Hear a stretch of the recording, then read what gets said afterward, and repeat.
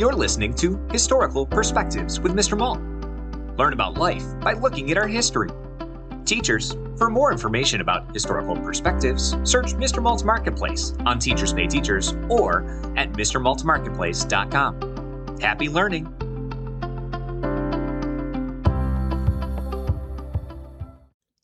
Picasso. Practice, practice, practice. This famous advice focuses on helping children get really good at what they love to do. Do you want to be a pro baseball player, or a dancer, or an artist? Then practice every day. This is true for any dream job. It takes thousands of hours of practice to get really good at something. But what if you're interested in trying everything? Or you're inventive and want to change things up? That's what the artist Pablo Picasso was like, and he achieved at the highest level possible. Although he practiced many different things, he had one area of focus: art. Pablo Picasso was born in Spain near the end of the 19th century. His father was an art teacher, so that gave him an early advantage. Hours of drawing practice started very young. As he grew, he studied art, but he didn't really like school. Like many artists, he spent time in Paris to learn. As he learned, his art changed. He focused on a specific style of color. Later, people who studied his art would name these focused time periods. For example, his blue period was first.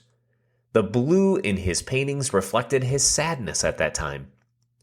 Then, his time in Paris brought him new colors. That was his rose period. These examples were early in his 70-year career. They are not, however, considered Pablo Picasso's greatest contribution to art. Cubism is an art style that he helped create. It is two-dimensional and doesn't look like real life. Usually, the style takes a real idea and divides it into shapes to shuffle them around a bit. An eye might not be where an eye should be, but it's still clear that it's a face.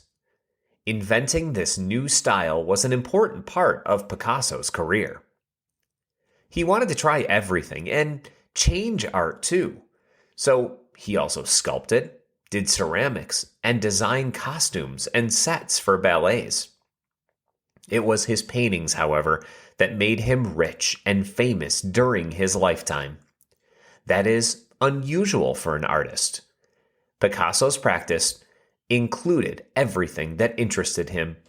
He got really good at all of it, and he certainly changed art along the way. Thanks for listening to this Historical Perspective. If you enjoyed this episode, be sure to subscribe. Also, search for Historical Perspectives on Teachers Pay Teachers to learn more about other topics, such as the Golden Gate Bridge, Henry Ford, schools in the early 1900s, and so much more. Happy learning!